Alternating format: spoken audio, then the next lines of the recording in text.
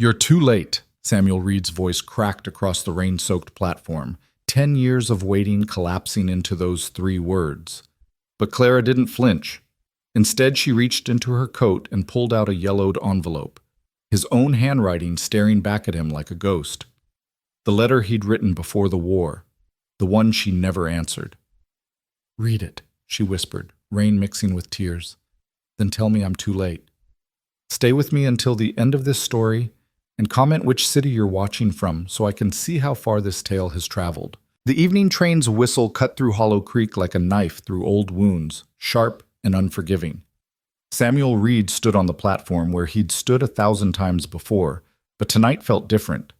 Tonight the air tasted of endings and beginnings all at once, metallic and electric with the promise of rain. His hands gripped the wooden railing, knuckles white against weathered oak, while the wind tugged at his hat brim with insistent fingers. 10 years. 10 years since he'd last waited on this platform for someone who mattered. 10 years since he'd believed in the kind of love that poets wrote about and fools died for. The station hadn't changed much, same peeling paint on the ticket booth, same crooked bench where old man Henderson used to sleep off his whiskey, same flickering lamp that cast dancing shadows across the empty tracks. But Samuel had changed. The war had seen to that. The years after had finished the job. The train appeared on the horizon like a memory taking shape, its headlight a single burning eye in the gathering dusk. Samuel's heart hammered against his ribs, a sensation he'd almost forgotten, this feeling of anticipation mixed with dread. He'd told himself he wouldn't come, had spent the entire day convincing himself that the telegram was a mistake, or worse, a cruel joke. But here he was, drawn back to this place like a compass to true north, unable to resist the pull of a name he'd tried so hard to forget. Clara Mitchell. The name still hurt to think, like pressing on a bruise that never quite healed. He'd loved her with the kind of desperation only young men understood, the kind that made you believe you could reshape the world with your bare hands, if it meant keeping her smile aimed in your direction. She'd been everything, sunlight through honey, laughter that could chase away storms, hands that fit in his like they'd been carved from the same tree.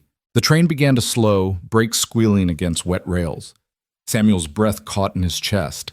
Around him, Hollow Creek Station remained eerily empty. The evening crowd had already dispersed, leaving only him and the ghosts of all the goodbyes this platform had witnessed. The few working lamps created pools of amber light that the darkness seemed to devour at the edges, and somewhere in the distance a dog barked twice before falling silent. The first car passed. Empty. The second showed only shadows of passengers eager to be elsewhere. Samuel felt foolish suddenly, standing there in his best jacket, the one he saved for funerals and failed attempts at moving on. Maybe she hadn't come after all. Maybe the telegram had been sent in error, or perhaps she'd changed her mind somewhere between wherever she'd been and here. God knew she'd done it before. Then the third car door opened and time stopped. She was thinner than he remembered, angles where there used to be curves, but it was unmistakably her.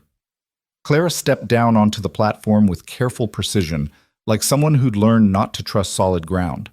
Her hair, once the color of autumn wheat, showed threads of silver now, pulled back in a simple bun that made her cheekbones stand out stark and pronounced. She wore a gray coat that had seen better years, and her hands clutched a small leather satchel against her chest like a shield.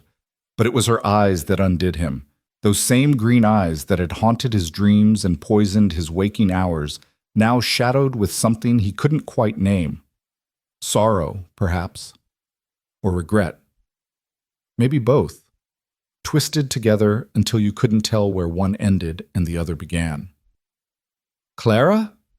The word escaped his lips before he could stop it, barely more than a whisper, a question and an accusation all at once. She turned toward him slowly, as if she'd known exactly where he'd be standing, as if she'd pictured this moment as many times as he had.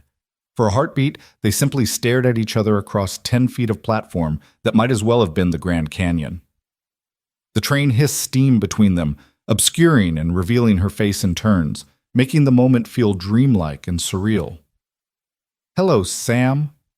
Her voice was different too, quieter, worn smooth by whatever road she'd traveled. Not the bright, confident sound he remembered, but something more tentative, like she was testing each word before releasing it into the air. "You're too late." The words came out harsher than he'd intended, sharp with all the years of silence and unanswered questions. "Whatever you came here for, you're too late." He watched her flinch, saw the way her grip tightened on the satchel, but she didn't look away. Instead, she took a step closer, then another, until she stood just beyond arm's reach. The rain that had been threatening all evening finally began to fall, soft drops that made quiet promises against the platform's worn boards. "I know," Clara said simply, and there was such weight in those two words that Samuel felt them settle in his chest like stones. "I know I'm too late, Sam. I've known it for 10 years, but I had to come anyway.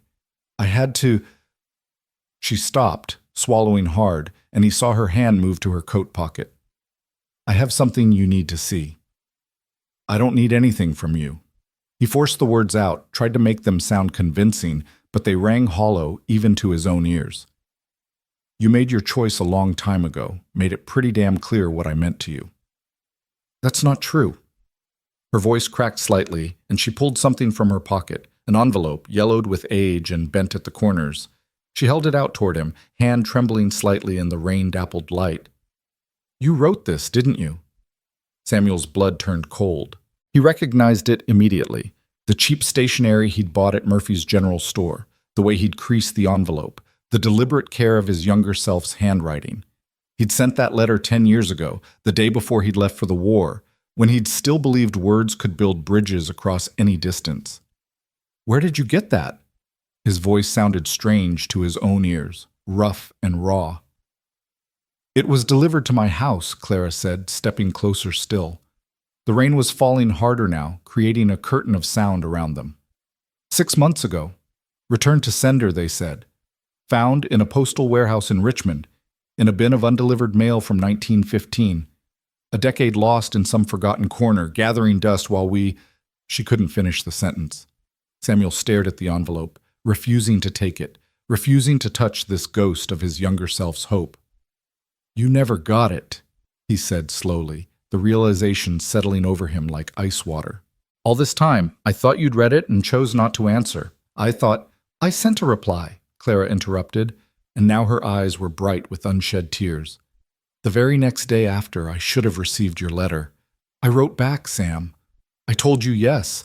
I told you I'd wait for you, that I'd follow you anywhere, even if the whole world burned down around us. I told you I loved you." The platform seemed to tilt beneath Samuel's feet. "You're lying." "I'm not." She fumbled in her satchel with shaking hands and pulled out another envelope, this one even more worn than the first. "My father found it. Found your letter when it finally arrived, months late. He never gave it to me. And my letter to you—" Her voice broke. "He never mailed it.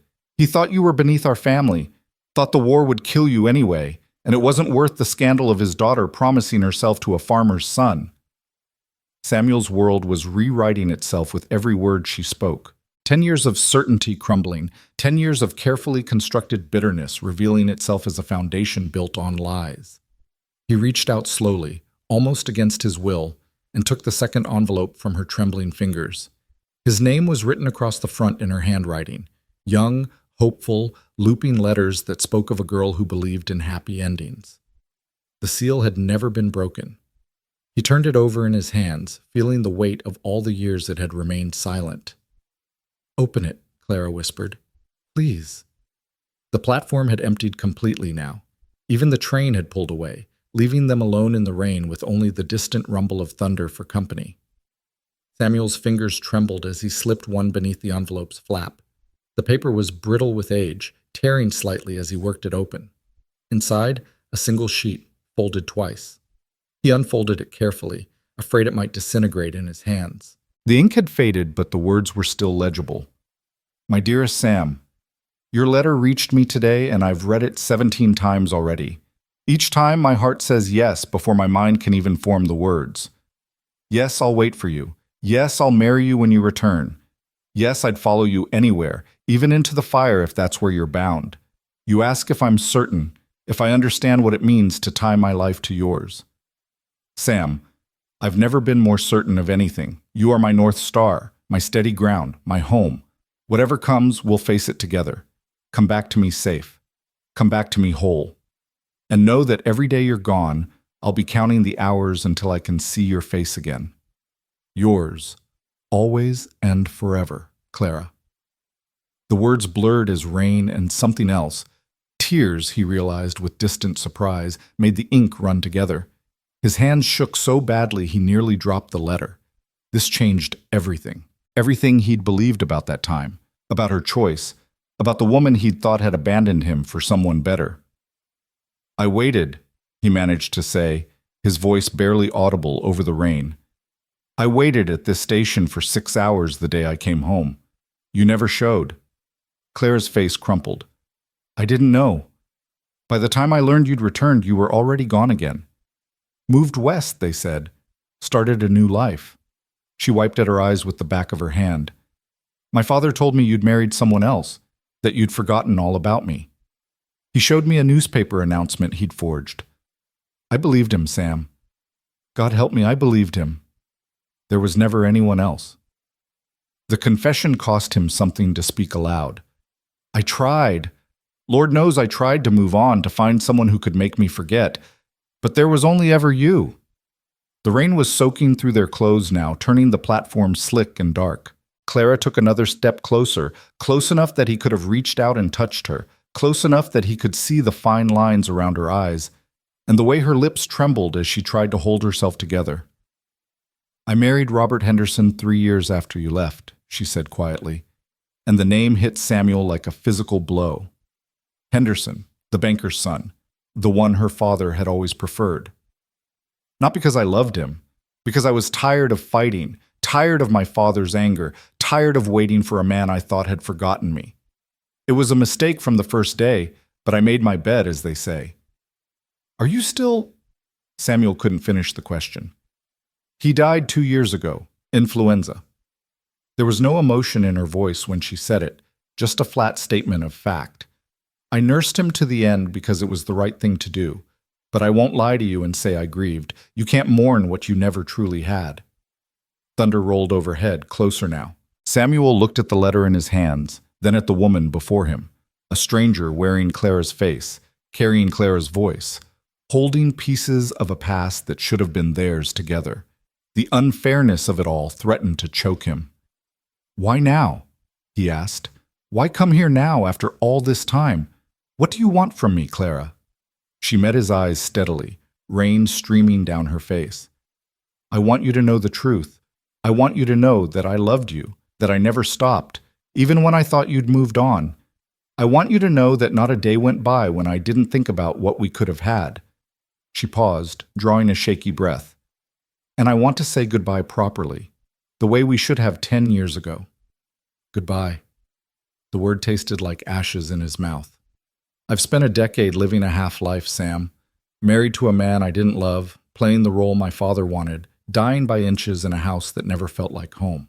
When that letter was finally delivered, when I read your words after all these years, she pressed her hand to her chest, over her heart. It was like waking up from a long sleep, like remembering I was alive. So you came here to absolve yourself? Bitterness crept into his voice despite his best efforts. To unburden your conscience before moving on to whatever's next. No. Clara shook her head firmly. I came here because you deserve to know the truth, because the man who wrote that letter deserved better than silence, because maybe, somewhere under all these years and all this pain, there's a chance for… She stopped herself, looking away. I don't know what I'm hoping for. I just knew I had to come. Samuel felt something crack open inside his chest, some wall he'd built brick by brick over the years. He looked at her, really looked at her, and saw beneath the gray hair and the worn coat to the girl he'd loved so fiercely it had nearly destroyed him. She was still there, buried under layers of time and sorrow, but still there. I built a life here, he said slowly, carefully. After the war, after you, I came back to Hollow Creek and I built something. It's not much, a small farm, a house that's more holes than walls some days, but it's mine. It's honest work with honest people, and it's been enough to keep me going. I'm glad, Clara said, and he could hear that she meant it. I'm glad you found something, Sam. That's more than I managed. The rain showed no signs of letting up. If anything, it was falling harder, turning the world into a watercolor painting where edges blurred and ran together. Samuel realized he was still holding her letter, the paper growing soft with moisture. He folded it carefully, then slipped it into his own pocket, right next to his heart. "You said you wanted to say goodbye properly," he said. "How does that look exactly?" "Because I said goodbye to you 100 times in my head, and it never felt right, never felt like enough." Clara's smile was sad and small. "I don't know. I thought maybe if we could talk, really talk about what happened and what could have been, maybe then we could both let it go. Let each other go. Let go." Samuel tested the phrase, rolled it around in his mind. "I've been trying to let go for 10 years. Hasn't worked yet." "I know," she whispered. "Me neither." They stood there in the rain, two people shaped by absence and misunderstanding, by letters that never reached their destinations and words that arrived too late. The station was completely dark now except for that one flickering lamp, painting them in unreliable light that made it hard to tell what was real and what was shadow. "There's a diner," Samuel heard himself say, the words coming from somewhere beyond rational thought. "About 2 blocks east. They serve coffee that tastes like motor oil and pie that could probably save your soul if you let it. We could, if you wanted, we could go there. Talk somewhere dry." Hope flickered across Clara's face, tentative and fragile. "I'd like that." "It doesn't mean anything," he added quickly, needing to establish boundaries even as he felt them crumbling. "Just coffee, just talking." "Just coffee," she agreed, but something in her eyes suggested they both knew it meant more than that. Samuel gestured toward the station steps, and they began walking side by side, careful not to touch, maintaining a respectful distance that felt both necessary and impossible. Their footsteps echoed on the wet boards, a rhythm that seemed to count out the years between them. 1, 2, 3, 4, 5, 6, 7, 8, 9, 10. "I used to imagine this," Clara said as they descended to street level.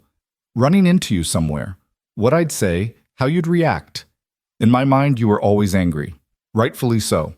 "I was angry," Samuel admitted. "For years I was furious. At you, at God, at the whole damn world. I carried it around like a second skin." He paused, considering his next words carefully.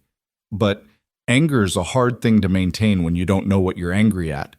Eventually, it just turned into sadness, then numbness, then nothing at all." "Nothing sounds lonely." "It is." They walked in silence for a while, the rain creating a white noise that made the world feel smaller, more intimate. The streets of Hollow Creek were mostly empty, windows glowing warm against the storm. Samuel had walked these streets countless times, knew every crack in the sidewalk, every storefront, every shortcut. But tonight, with Clara beside him, it all felt foreign, like seeing a familiar painting hung in a different room. The diner appeared ahead, its neon sign, Betty's Place, buzzing and flickering in the downpour. Through the rain-streaked windows, Samuel could see a handful of patrons nursing coffee and conversation. The bell above the door chimed as he held it open for Clara, and the warm, coffee-scented air that rushed out felt like a different world entirely. Betty herself looked up from behind the counter, her eyebrows rising slightly when she saw Samuel with a woman. In the 5 years he'd been coming here, he'd always been alone. She was too polite to comment, though, simply nodding them toward a booth by the window. They slid into opposite sides, the red vinyl squeaking slightly under their wet clothes.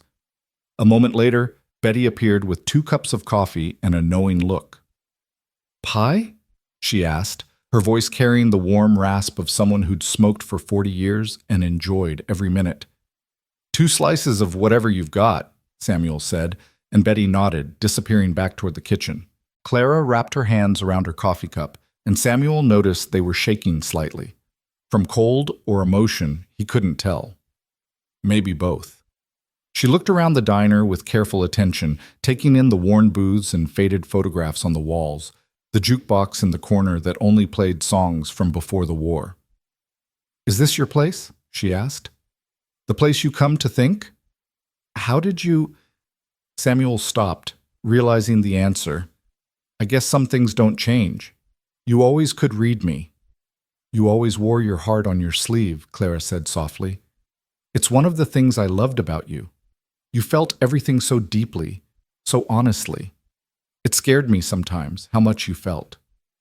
And you were always good at hiding what you felt. Made you mysterious. Made me want to solve the puzzle of you. He took a sip of his coffee. She was right. It did taste terrible. And studied her face.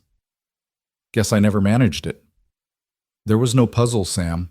I was just a girl who loved you and was too afraid of disappointing her father to fight for it. That's not mysterious. That's just cowardice. Betty returned with 2 massive slices of apple pie, still warm from the oven. She set them down with a quiet efficiency and retreated without a word, sensing perhaps that this conversation needed space. Clara picked up her fork but didn't eat, just traced patterns in the crust. When I got your letter 6 months ago, after all that time, I sat in my kitchen and read it over and over. Then I pulled out my reply, the one my father never sent, and I read them together, your words and mine, like a conversation finally happening. And I wept, Sam. I wept for days. Clara, no, let me finish, please. She looked up, meeting his eyes directly. I wept because I saw what we could have had, what we should have had, all the years we lost because of one man's pride and a postal system that failed us. I wept because I realized I'd spent 10 years in a marriage that was really a kind of prison, and you'd spent 10 years thinking I'd betrayed you. And then I wept because I knew it was too late to fix any of it. Then why come? The question burst out of him, raw and desperate. If you knew it was too late, why put us both through this? Clara set down her fork, abandoned the pretense of eating. Because I needed you to know the truth. Because carrying that letter around, knowing you thought I'd rejected you, it was eating me alive. And because, she drew a shaky breath, because I'm selfish enough to want one honest conversation with you before we both move on with our lives. One moment where we can acknowledge what we meant to each other without all the lies and misunderstandings between us. Outside, lightning flickered, turning the rain-soaked street silver for a heartbeat. Samuel felt the weight of her words, the truth in them, the impossible situation they found themselves in. 2 people who'd loved each other fiercely, separated by circumstances beyond their control, now sitting across from each other with a decade of damage between them. I don't know if I can give you that, he said honestly. I don't know if I can separate what I felt then from what I feel now. It's all twisted up together, Clara. The love and the hurt, the hope and the bitterness.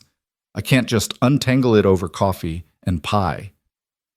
I'm not asking you to untangle anything. I'm just asking you to sit with me for a while, to let me tell you what happened after you left, and to tell me what happened to you. To fill in the gaps so we both know the whole story. She reached across the table, her hand stopping just short of his. Can you give me that much?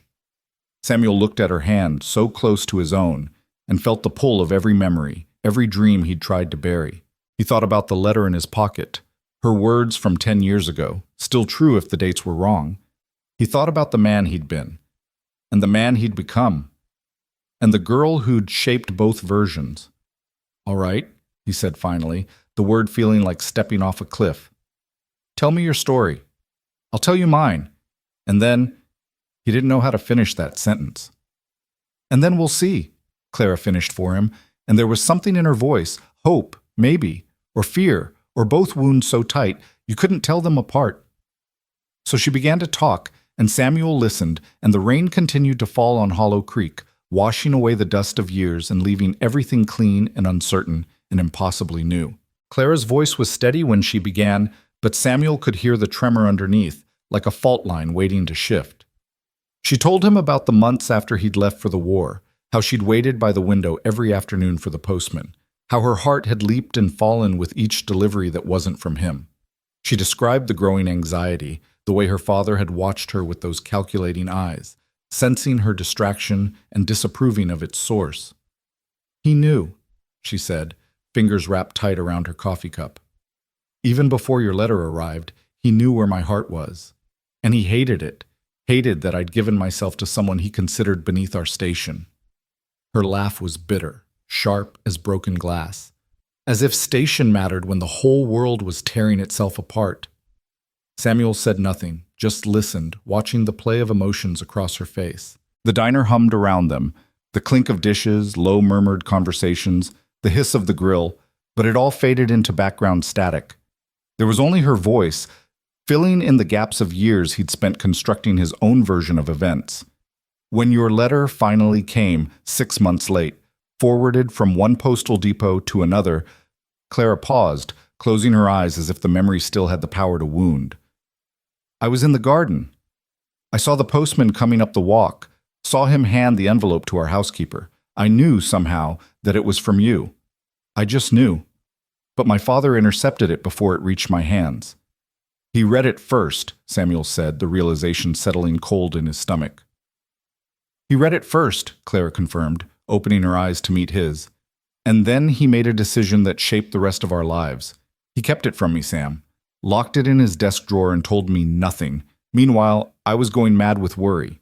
No word from you in months. Newspapers full of casualty lists. I imagined you dead in some muddy trench, your last thoughts of me, wondering why I'd never written back. The coffee had gone cold in Samuel's cup, but he took a sip anyway, needing something to do with his hands. When did you find out? About the letter? 3 years later. Claire's voice dropped to almost a whisper. 3 years after you'd come home and left again. 3 years after I'd married Robert Henderson in a church full of people who all knew I was making a terrible mistake. I found it by accident, looking through my father's papers when he took ill. There it was, your letter, with all your hope and love preserved in ink, hidden away like contraband. She pulled the envelope from her pocket again, laid it on the table between them. In the diner's fluorescent light, it looked even more fragile, more improbable, a message from the past that had missed its moment by years. I confronted him, Claire continued, her voice hardening with old anger. Demanded to know how he could do such a thing. And do you know what he said? She didn't wait for Samuel to answer. He said he'd done me a favor. Said you would have gotten yourself killed in the war anyway, and even if you hadn't, you'd have dragged me down to a life of poverty and struggle. He said I should be grateful he'd steered me toward Robert, toward security and respectability. And what did you say to that? Clara's smile was sad and distant. I told him he'd killed the only part of me that mattered, that he could keep his security and respectability because I'd never feel anything again except the weight of what he'd stolen from us. Then I left his room and I never spoke to him about it again. He died 6 months later and I didn't shed a single tear. Thunder rumbled outside, a long, low growl that seemed to shake the windows. Samuel processed her words, tried to fit them into the narrative he'd carried for so long. His anger at her had been a living thing, fed by the belief that she'd chosen comfort over him, chosen her father's approval over their love. But she'd been as much a victim as he had, trapped by circumstance and deception. Your letter, he said carefully, nodding toward the second envelope still in his pocket. The one you wrote back. Tell me about that. Clara drew a shaky breath. I wrote it the day after your letter should have arrived. I'd been checking the mail obsessively, and when nothing came by late afternoon, I decided I couldn't wait any longer. I knew you were leaving soon for the front. I knew time was running out. So I sat down and I wrote everything I felt, everything I'd been too afraid to say out loud. I told you yes to all of it, the future, the marriage, the life together. I sealed it and gave it to my father to post, because the mail office closed early on Wednesdays, and I had a fitting for a dress I didn't care about. He never mailed it. He never mailed it, Clara echoed. He told me he had. For 2 weeks I walked around in a state of grace, believing my words were on their way to you, believing that soon we'd be planning our future. Then the reports started coming back from the front, the casualties. And still no word from you. I thought, her voice cracked.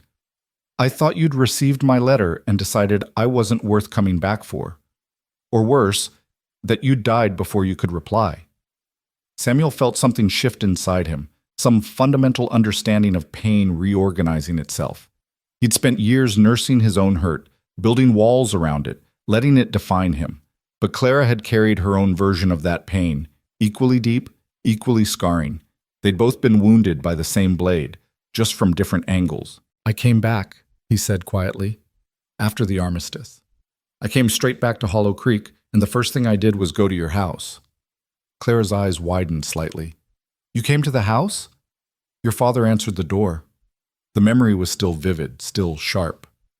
I asked for you. I was still in my uniform, still dirty from the journey. I must have looked half wild. He stood there in the doorway blocking my view inside, and he told me you'd moved on, said you were engaged to Robert Henderson, that the wedding was planned for the following month. He said—" Samuel had to stop, the words sticking in his throat. "What did he say?" Clara's voice was barely audible. "He said you'd asked him to tell me not to contact you again, that you were embarrassed by your wartime fancy, and you'd appreciate it if I respected your wishes and stayed away." Samuel watched Clara's face crumble, watched her hand fly to her mouth. "I believed him. Why wouldn't I? You'd never written, never sent word. It all made sense in a horrible kind of way." "Oh God, Sam, oh God!" Tears were streaming down Clara's face now, unchecked and unashamed. "I was there. I was upstairs in my room that day. I heard the doorbell, heard voices, but my father told me later it was just a salesman. If I'd known, if I'd had any idea you were there. But you didn't know. Just like I didn't know about the letters. Just like we both didn't know we were being played like puppets by a man who thought he knew better." Samuel felt a strange calm settling over him, the kind that comes after a storm has passed and you're surveying the damage. "We were children, Clara. We thought love was enough. We didn't account for the cruelty of people who thought they were protecting us." Clara wiped at her eyes with her napkin, her composure fragmenting. "I stood at that altar with Robert, and all I could think about was you. Every vow I spoke felt like a betrayal. Every promise felt like ash in my mouth. And for 10 years I lived in that betrayal, day after day, pretending to be a wife to a man I could barely stand to look at." "Did he know?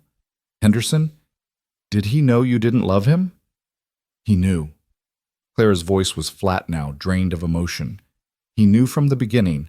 I think that's why he drank so much toward the end. He'd won me the way you'd win a prize at a carnival, but he couldn't make me happy, couldn't make me forget you. It poisoned him, that knowledge. Poisoned us both." Betty appeared then, moving with quiet efficiency to refill their coffee cups. She glanced at Clara's tears, at Samuel's rigid posture, and set down the pot with extra care, as if loud noises might shatter whatever fragile thing was happening in this booth. She retreated without a word, and Samuel found himself grateful for her discretion. "I need to know something," Samuel said after a moment, his voice rougher than he intended. "When you found my letter 3 years late, already married, why didn't you leave him? Why didn't you come find me then?" Clara met his eyes, and in them he saw layers of regret so deep they seemed bottomless. "Because I thought you'd moved on. My father, before I found the letter, he'd shown me a newspaper clipping, an engagement announcement with your name on it. Some girl from Wyoming," he said. "He showed me the paper, Sam. It looked real. It was fake." The words came out flat, certain. There was never anyone else, never even came close." "I know that now. After he died, I went through all his papers, found a receipt from a printer in Richmond. He'd had it forged, had it made to look like a real newspaper page. He'd thought of everything." Clara's laugh was hollow, broken. "By the time I discovered the truth, 5 more years had passed. I tried to find you then, sent letters to every Samuel Reed I could locate out west. But you'd moved around so much, and I was using your name from before the war, not knowing if you'd changed it, or she—" "I came back to Hollow Creek," Samuel interrupted. 4 years ago. Bought old Henderson's farm, no relation to your Robert, and I've been here ever since, right under your nose in a manner of speaking." Clara's face showed her shock. "You've been here? In town? For 4 years?" "I needed to come home, or what passes for home. The wandering wasn't fixing anything, just putting miles between me and memories that followed anyway." He paused, considering his next words. "I heard about your husband's passing, saw the notice in the paper. I thought about going to the funeral, paying respects, but I figured—" "You figured I wouldn't want to see you. I figured it would hurt too much, for both of us." Samuel ran his hand through his damp hair, a gesture of frustration and weariness. "Seems like we've spent 10 years making assumptions about what the other wanted, what the other felt, and every single one of them was wrong."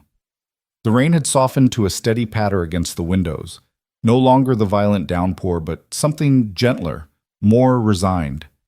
The diner was emptying out as the evening grew late, other patrons paying their bills and heading home to dry clothes and warm beds. But Samuel and Clara remained, anchored in their booth, wading through the wreckage of their past. Tell me about the war, Clara said suddenly. You've heard my story.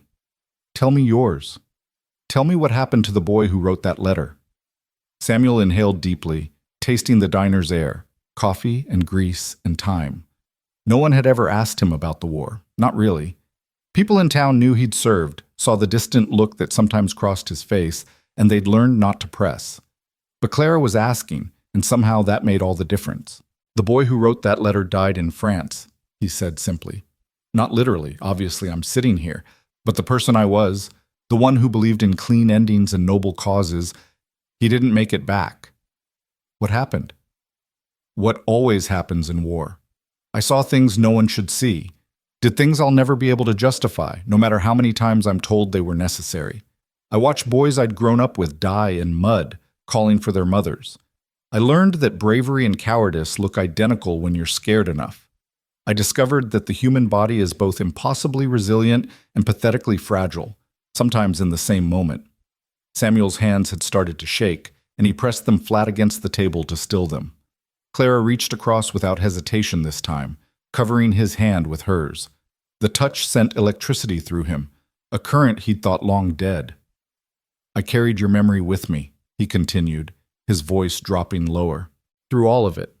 When things got bad, and they got bad more often than not, I'd close my eyes and think about you. About the way you laughed at my terrible jokes, about how your hair smelled like lilacs in the spring, about the future I thought we'd have. It kept me alive, Clara. The idea of you kept me alive. Sam, and when I came home and found out you'd moved on, it broke something in me that the war hadn't managed to break. I realized I'd survived hell thinking there was something worth surviving for, only to discover it was all a fantasy. That the girl I'd loved was marrying someone else. That the future I'd clung to was never going to happen. Clara's grip on his hand tightened. I'm so sorry. I'm so desperately sorry for all of it. For my father's cruelty, for the letters that never arrived, for the years we lost. If I could go back, but you can't. Samuel said it gently, without accusation. Neither of us can. What's done is done, Clara. We can't rewrite the past no matter how much we might want to. Then what do we do with this?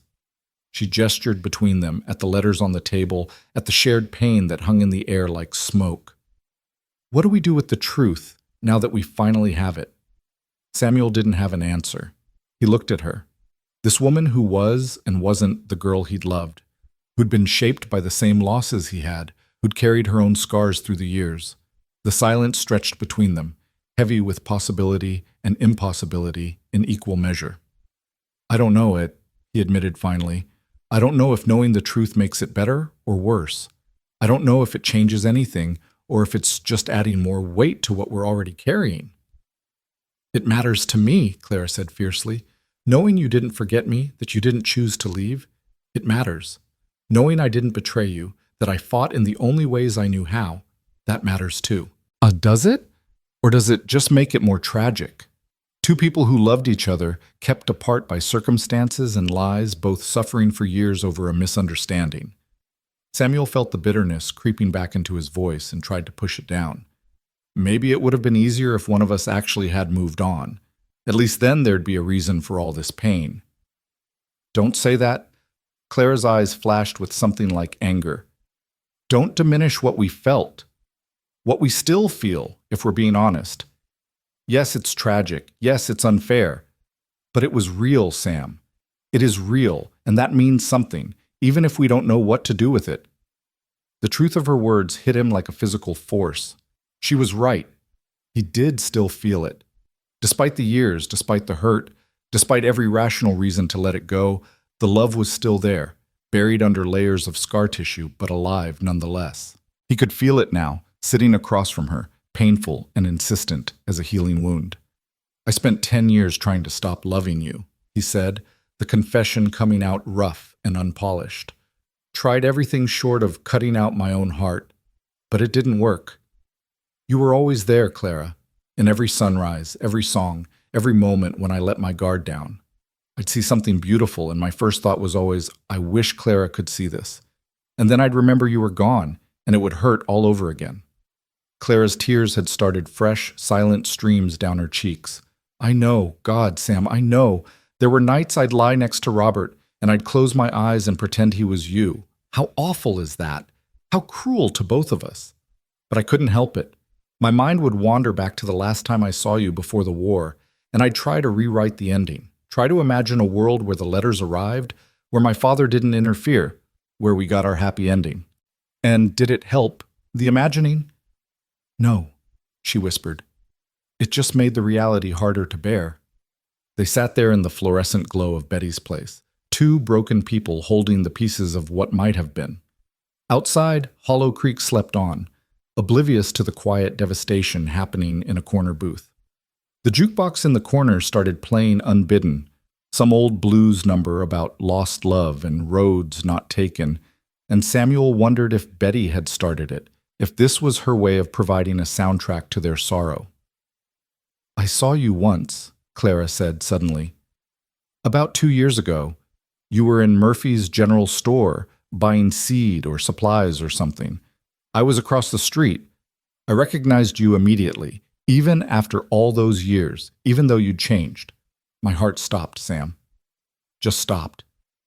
And I stood there, frozen, trying to decide if I should cross the street, if I should say something. But then I thought about my father's lies, about the engagement announcement he'd shown me, and I convinced myself you'd moved on, that you had a wife somewhere, maybe children, that seeing me would just be an unwelcome reminder of the past. I was alone then, Samuel said quietly. I'm still alone now. There's been no one, Clara. No wife, no children, no one to share that broken-down farmhouse with except a dog who's better company than most people anyway. I wasted it, Clara said, her voice breaking. I wasted the chance. I was standing right there, 50 feet from you, and I wasted it because I was afraid, because I'd spent so long believing you didn't want me that I couldn't imagine a world where you still did. We've both wasted chances. We're experts at it by now. Samuel tried for a smile, but it felt wrong on his face. The question is, what do we do now? We've laid everything out on this table. We know the truth. We know we were both victims of circumstance and manipulation. So what comes next?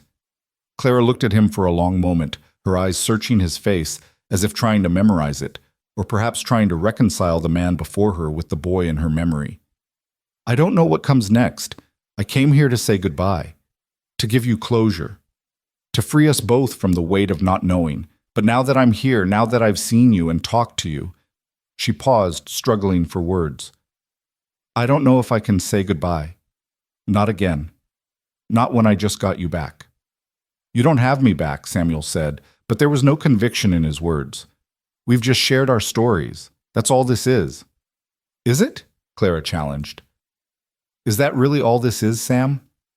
Because from where I'm sitting, it feels like a lot more than that.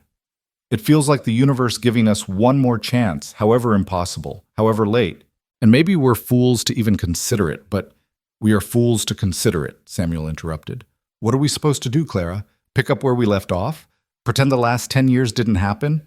We're different people now. We've lived entire lives apart. You can't just walk back into my world and expect everything to fall into place like it's some kind of fairy tale.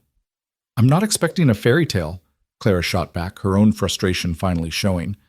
I don't know what I'm expecting. Maybe just a chance. Maybe just the possibility of something real, something honest, after years of living a lie. Is that so impossible? Yes, Samuel said, but even as he said it, he felt the word ringing false. Yes, it's impossible. We've hurt each other too much. The timing is wrong. It's always been wrong. The timing was wrong because it was stolen from us, Clara insisted. Not because we chose it. Not because we didn't love each other enough. We were cheated, Sam, out of everything we should have had. And now we have a choice. We can let that theft define the rest of our lives, or we can try to take something back. Samuel stood abruptly, the movement sending his coffee cup rattling against its saucer. He needed space, needed air, needed to think without Clara's eyes on him, without the weight of her hope pressing against his carefully constructed defenses. He walked to the window, pressed his forehead against the cool glass, watched the rain trace patterns down the pane. I built a life without you, he said to his reflection. It's not much of a life, maybe. It's lonely and it's small, and most days it feels like I'm just going through the motions. But it's mine. It's manageable. I know its dimensions. I know its limits. What you're suggesting, it would tear all that apart. It would mean opening myself up to the possibility of losing you all over again. And Clara, I barely survived it the first time. I don't think I could do it twice. He heard her stand, felt her approach, though she didn't touch him. She stood just behind him, close enough that he could feel the warmth of her presence, distant enough to give him space. I'm not asking you to risk everything tonight, she said softly. I'm not asking for promises or commitments or some grand gesture. I'm just asking if we can try. If we can take this one impossible conversation and turn it into another one tomorrow. And then maybe another one the day after that. Small steps, Sam. Just small steps towards something that might resemble forgiveness, might resemble healing. And if it doesn't work? He turned to face her, and God, she was so close. Close enough to touch, close enough to kiss, close enough to hurt him all over again. What happens when we realize we're just two broken people who can't fix each other? What happens when the past is too heavy to carry forward? Then at least we'll know, Clara said, and there was a strength in her voice he hadn't heard before. At least we'll have tried. At least we won't spend the rest of our lives wondering what might have been if we'd been brave enough to reach for it. Samuel searched her face, looking for doubt, for uncertainty, for anything that would give him permission to walk away. But all he saw was determination mixed with fear, hope battling with realism, the same war he was fighting in his own heart. I don't know how to do this, he admitted. I don't know how to let you in again. I've spent so long keeping everyone at arm's length. It's become who I am. Then we'll figure it out together, Clara said. The same way we would have 10 years ago if we'd been given the chance. We'll stumble and we'll make mistakes and we'll probably hurt each other a dozen more times before we get it right. But at least we'll be doing it honestly. At least we'll be doing it with all the cards on the table. The rain was letting up now, the storm moving east toward the mountains. In the silence of the diner, Betty had disappeared into the back, giving them privacy. Samuel could hear his own heartbeat, thunderous and insistent. He thought about the letters in his pocket, about the words they'd written to each other across impossible distances. He thought about the boy he'd been and the man he'd become, about the girl Clara had been and the woman she was now. One day at a time, he heard himself say, the words emerging from someplace deeper than reason. That's all I can promise. One day at a time, and we see where it goes. Clara's smile was like sunrise after the longest night, tentative but real.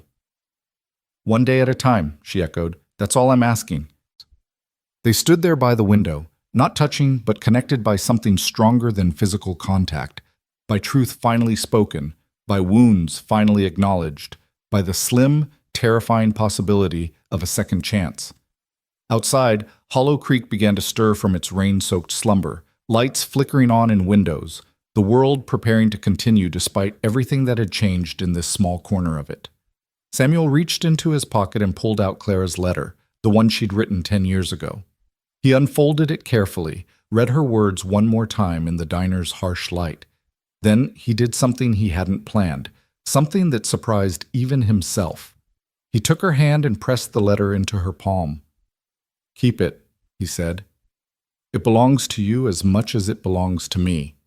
A reminder that we were real once, that we could be real again. Clara's fingers closed around the paper and then around his hand, and for the first time in 10 years, Samuel Reed allowed himself to hold on instead of letting go. They walked out of Betty's place into a world washed clean by rain, the streets of Hollow Creek gleaming under street lamps like polished stone. The air smelled of wet earth and possibility, and Samuel found himself acutely aware of Clara beside him, the small space between them charged with everything they'd said and everything they'd left unspoken. He didn't know where they were going, only that neither of them seemed ready to part ways, to let this fragile reconnection dissolve into the night. "Where are you staying?" he asked, his voice sounding strange in the quiet street, too casual for the weight of the moment. "I haven't figured that out yet," Clara admitted. "I came straight from the station to find you. I didn't think beyond that." Samuel stopped walking, turned to face her fully. "There's a boarding house on Maple Street. Mrs. Carson runs it. She's discreet, doesn't ask questions. I could walk you there, help you get settled." "Or," Clara said, and there was something tentative but determined in her voice, You could show me this farm of yours, this life you built. I'd like to see it, if you're willing." Every rational part of Samuel's brain screamed caution. Bringing her to his home, his private sanctuary, felt like opening a door he might not be able to close again. But he found himself nodding anyway, found his feet already turning toward the edge of town where his truck was parked. "It's not much," he warned as they walked. "And it's a mess. I wasn't expecting company." "I don't care about mess," Clara said softly. "I just want to see where you've been all this time. Want to understand the shape of the life I wasn't part of." The truck was old, a battered Ford that had seen better decades, and it coughed to life with a sound like a dying animal. Clara climbed in without hesitation, settling into the worn passenger seat as if she belonged there. Samuel pulled out onto Main Street, the headlights cutting through the remnants of fog that clung to the ground. They drove in silence for a while, leaving the town behind, heading into the dark countryside where the only lights were scattered farmhouses and the occasional pair of eyes reflecting from the roadside, deer or raccoons or other creatures of the night. Samuel kept stealing glances at Clara, still half convinced she might disappear, that this whole evening had been some kind of fever dream brought on by loneliness and wishful thinking. "I used to imagine this," Clara said suddenly, breaking the silence. "Driving with you somewhere, anywhere, just the two of us, and the open road. I had this fantasy that you'd come back from the war and we'd just leave, drive until we ran out of road, start over somewhere nobody knew us." "We could have," Samuel said, his hands tightening on the steering wheel. "If things had been different, if the letters had arrived, we could have done exactly that. Do you ever think about it, the alternate version of our lives?" "Every day," Samuel admitted. "Every single day for 10 years. I think about who we would have been, what we would have built together. I think about children we never had, Christmases we never celebrated, ordinary mornings we never woke up to. It's like living with a ghost, Clara, the ghost of everything that should have been."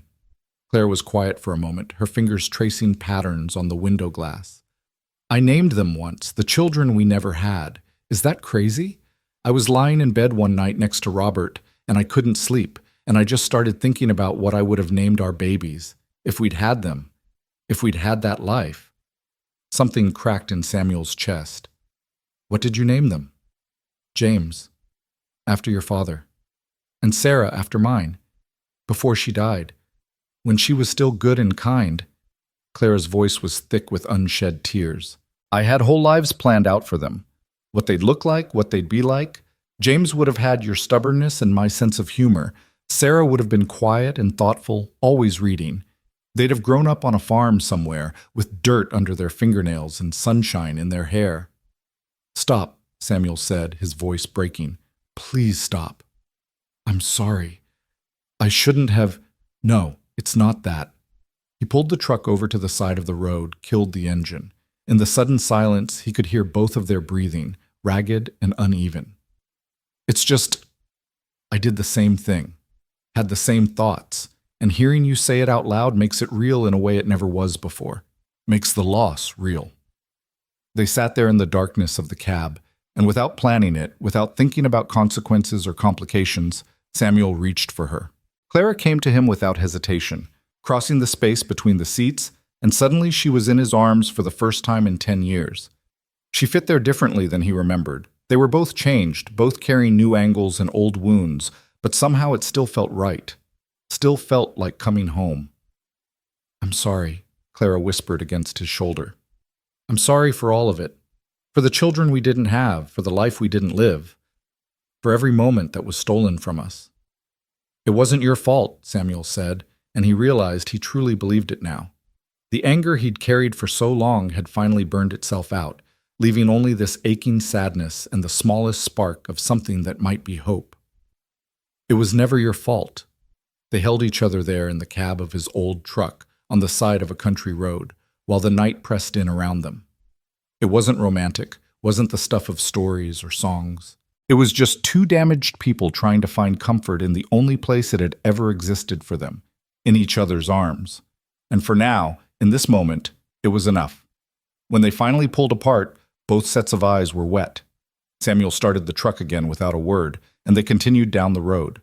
5 minutes later, he turned onto a rutted driveway marked by a leaning mailbox with his name painted in fading letters. The farmhouse appeared in the headlights like a confession.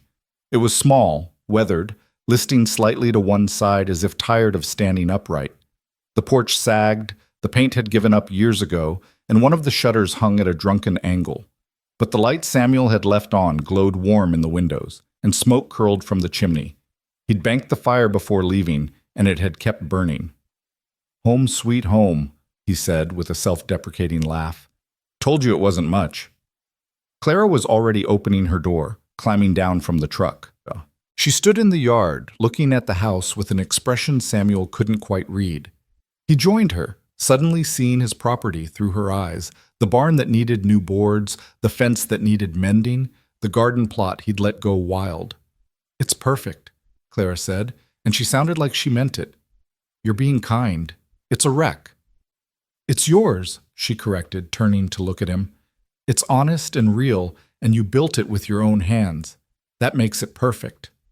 A dog barked from inside the house, deep and insistent. Samuel had forgotten about Blue, his shepherd mix, who was probably wondering why his human had been gone so long. He led Clara up the porch steps, careful to point out the loose board, and opened the front door. Blue came bounding out immediately, all wagging tail and eager tongue, jumping up on Samuel before noticing Clara. The dog stopped short, tilted his head, then approached her carefully, sniffing at her extended hand. "He's beautiful," Clara said, scratching behind Blue's ears. The dog leaned into her touch, already won over. "What's his name?" "Blue. Found him half-starved by the side of the road 2 years back. Vet said he'd been abandoned, probably considered worthless for farm work because of his bad leg." Samuel gestured to the dog's slight limp. "But he's been good company, better than most people." "I can see why you kept him," Clara said, and there was something in her voice that suggested she was talking about more than just the dog. Samuel led her inside, suddenly hyper-aware of the bachelor disarray of his home. Dishes in the sink, newspapers on the table, his spare boots by the door. But Clara didn't seem to notice or care.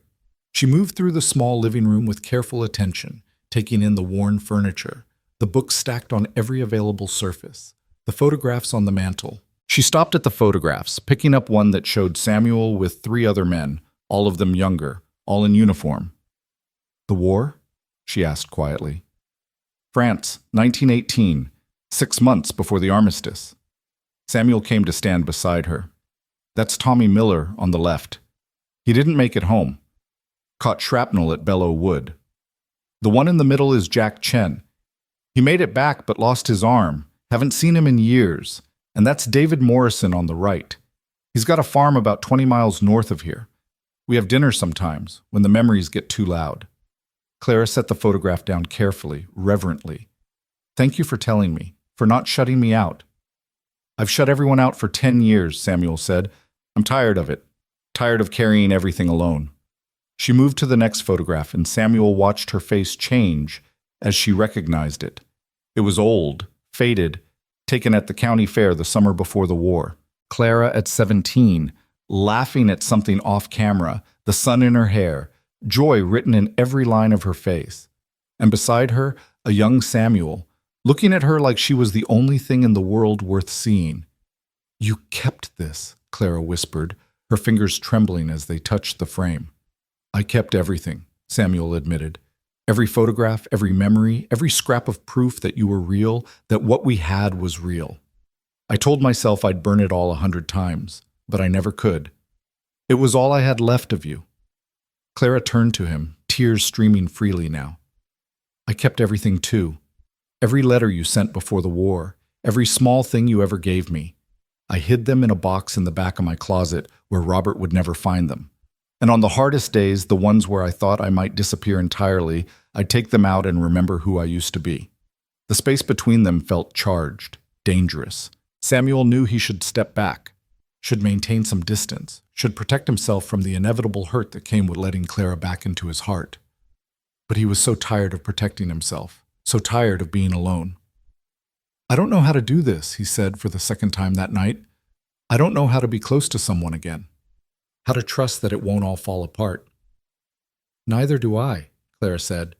"But Maybe that's okay. Maybe we can figure it out together, one moment at a time. She reached for him then, her hand cupping his face, her thumb tracing the line of his jaw. Samuel closed his eyes, leaning into her touch, memorizing the feel of it. When he opened them again, Clara was watching him with such tenderness it nearly broke him. "Can I stay?" she asked softly. "Just for tonight. I don't want to be alone. And I don't think you do either." Every warning bell in Samuel's head was ringing, but he nodded anyway. "I'll make up the spare room." "No," Clara said. "I mean, I'm not asking for anything except this. Just to be near you. To wake up and know this wasn't a dream. We can figure out everything else tomorrow." So Samuel led her upstairs to his room, the same room where he'd spent countless sleepless nights thinking about her. He gave her one of his old shirts to sleep in, showed her where the bathroom was, then excused himself while she changed. When he came back, she was sitting on the edge of his bed, swimming in his flannel, looking more beautiful than any memory he'd ever conjured. They lay down on opposite sides of the bed, a careful distance between them, both staring at the ceiling in the darkness. Blue had followed them upstairs and now lay on the floor beside the bed, his gentle snoring the only sound in the room. "Sam?" Clara's voice was small in the darkness. "Yeah? Thank you for listening, for not sending me away, for being braver than I deserved." "You deserved better than what you got," Samuel said. "You deserved the life we planned, the one your father stole from us." "Maybe," Clara said, "but maybe this is what we needed, all the pain, all the years apart. Maybe we needed to be broken so we could learn how to heal." Samuel thought about that, about the man he'd been before the war and the man he'd become. The first one had been naive, believing love could conquer anything. The second had been hardened, believing nothing could conquer the pain of loss. But maybe there was a third version, one who'd been through hell and still chose hope, however fragile. "Clara?" he said into the darkness. "Yeah? I'm glad you came. Even if I don't know what happens next, even if this all falls apart tomorrow, I'm glad you came." He felt the bed shift as she moved closer, felt her hand find his in the darkness. Their fingers intertwined, and Samuel realized he was crying silently, tears sliding down into his hair. Not from sadness exactly, but from the sheer relief of not being alone anymore, of having someone who understood the shape of his grief because she carried one exactly the same. "I'm glad too," Clara whispered, and they fell asleep like that, hands clasped between them, the years of separation finally bridged by the simplest of connections. Samuel woke to sunlight streaming through his bedroom window and the smell of coffee drifting up the stairs. For a disoriented moment, he thought he was dreaming. Then he turned his head and saw the depression in the pillow next to his, the flannel shirt folded neatly on the chair, and remembered. Clara was here. Clara was real. He found her in his kitchen, Blue sitting attentively at her feet while she worked at the stove. She'd found his eggs, his bread, and somehow made his disaster of a kitchen look almost homey. She turned when she heard his footsteps, offering a tentative smile. "I hope you don't mind. I couldn't sleep anymore, and I thought—" She gestured at the pan. "Breakfast seemed like a good idea." "You didn't have to do that," Samuel said, but he was already moving toward the coffee pot, drawn by habit and need. "I wanted to." Clara plated the eggs, set them on his small table. "Besides, I needed to do something with my hands. Needed to feel useful." They sat across from each other, and in the morning light, Samuel could see her more clearly. The lines around her eyes, the gray in her hair, the weariness that came from carrying sorrow for too long. But he could also see the girl he'd loved, still there underneath everything else, like a photograph showing through its frame. "We should talk," Clara said, pushing her eggs around her plate. "About what comes next. About what this is." Samuel set down his fork, met her eyes. "What do you want it to be?" "I want—" Clara stopped, started again. "I want to not waste any more time. I want to get to know you again, the man you've become. I want to tell you about who I am now, not just who I was. I want to see if there's still something here worth fighting for." "And if there isn't?" The question hurt to ask, but it needed asking. "Then at least we'll know. At least we'll have tried." Clara reached across the table, her hand palm up, an offering. But Sam, I have to tell you something. Something I realized last night, lying in your bed, holding your hand. What's that? I never stopped loving you. Not for a single day. I tried. God knows I tried. I married another man, built another life, did everything I could to move on, but my heart never got the message. It stayed right here with you, in this town, waiting. She paused, her voice dropping to barely a whisper. I'm still in love with you, Samuel Reed. 10 years later, 10 years too late. But the feeling never changed. The words hung in the air between them, impossible and true, all at once. Samuel felt his own heart hammering, felt the careful walls he'd built threatening to crumble entirely. He looked at her hand, still extended toward him, still waiting. I never stopped either, he said, and it felt like a confession, like absolution, like the truth he'd been running from for a decade. I hated you sometimes for it, hated that I couldn't let you go. But the love was always there, underneath everything else. Clara's smile was radiant through her tears. So what do we do with it? This love that refused to die? Samuel stood, came around the table, pulled her to her feet. He held her face in his hands, memorizing every detail, every change the years had written there. We give it a chance, a real chance. No more secrets, no more assumptions, no more letting other people decide our fate. One day at a time? Clara asked, echoing their words from the night before. One day at a time, Samuel confirmed, and then he kissed her. It was nothing like he remembered. It was better. It was sadder. It was more honest. It tasted like coffee and tears and second chances. It was a kiss between two people who'd lived entire lifetimes in separation, who carried scars that would never fully heal, but who were choosing each other anyway, choosing hope anyway. When they pulled apart, both breathless, Clara laughed, a sound of pure joy that Samuel had thought he'd never hear again. So this is day one, she said. This is day one, he agreed, and I have no idea what day two looks like. Neither do I, but that's okay. We'll figure it out.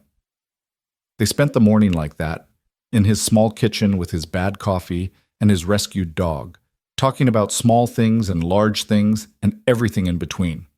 Clara told him about the house she'd lived in with Robert, how she'd sold it immediately after his death, how she'd been staying with her cousin in Richmond while she figured out what to do with her life. Samuel told her about the farm, about the neighbors who'd become reluctant friends, about the quiet satisfaction of working the land and the equally quiet loneliness that came with it. Here. Let them talk, Samuel said, surprising himself with his vehemence. I've spent 10 years caring too much about what people think. I'm done with that. But your reputation.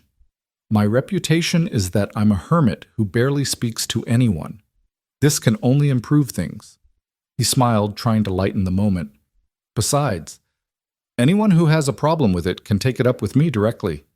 Clara looked uncertain, torn between what was proper and what she wanted. What if this doesn't work? What if we try and it falls apart? Then we'll have scandalized the whole town for nothing. Or, Samuel countered, what if it does work? What if we spend the rest of our lives making up for lost time? Wouldn't that be worth a little scandal?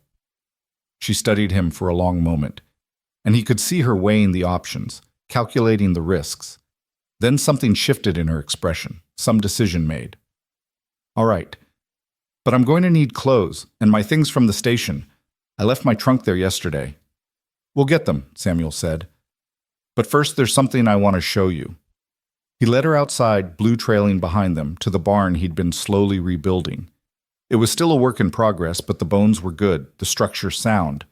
Inside, he showed her the workshop he'd set up, the projects he worked on during long winter nights when sleep wouldn't come. You're building furniture, Clara said, running her hand over a half-finished chair. Keeps me busy, keeps my hands occupied. Samuel picked up a chisel, set it back down. I sell some pieces in town, give others away. It's not much, but it's something. It's beautiful, Clara said, and she meant it. She moved to a completed rocking chair, sat in it carefully. This is the kind of chair you rock babies in, the kind that gets passed down through generations. The mention of babies, of generations, hung heavy in the air. Samuel came to stand beside the chair, his hand resting on its back. I made it thinking about the life I didn't have, The family I didn't get to raise. Guess it was my way of making something permanent out of all that loss. Clara reached up, took his hand. Maybe it doesn't have to be about loss anymore. Maybe it can be about possibility instead. Maybe, Samuel allowed, and the word felt like the beginning of something. They spent the afternoon retrieving Clara's trunk from the station, and Samuel could feel the weight of eyes on them as they walked through town. Curtains twitched in windows. Conversations stopped as they passed. By nightfall, everyone in Hollow Creek would know that Samuel Reed had a woman staying with him, and the gossip mills would be working overtime. But for the first time in years, Samuel found he didn't care. Let them talk. Let them speculate. He'd spent too long living for everyone else's expectations, dying slowly under the weight of other people's decisions. This, Clara, this chance, this choice, was his alone. Back at the farm, they carried her trunk inside together, and the simple domesticity of it felt profound. Clara hung her dresses in his closet, set her brush on his dresser, placed her books on his shelves. With each small action, she was weaving herself into his space, into his life, and Samuel watched it happen with a mixture of wonder and terror. That evening, they sat on the porch as the sun set. Blue sprawled between them and watched the sky turn colors that poets had spent centuries trying to describe and always failed. Clara's hand found his, and they sat like that in companionable silence, two people who'd said everything that needed saying and now could simply exist together.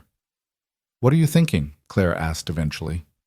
Samuel considered the question, tried to find words for the tangle of emotions in his chest. "I'm thinking about time, how we lost so much of it, how we can't get it back, but also how maybe we don't need to. Maybe the time we have now is enough, if we use it right." "And how do we use it right?" "Honestly," Samuel said, "no more secrets, no more hiding. We tell each other the truth, even when it's hard. Especially when it's hard. We don't let other people's fears dictate our choices. We just try to be real with each other." Clara squeezed his hand. "I can do that. I want to do that."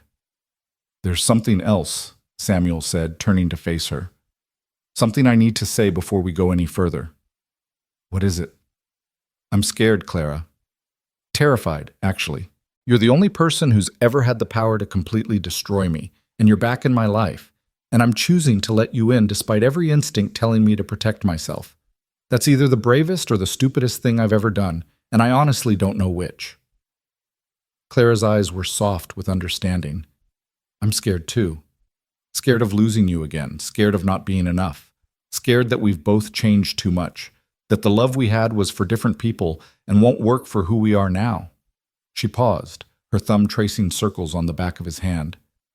"But I'm more scared of not trying, of walking away and spending the rest of my life wondering what if."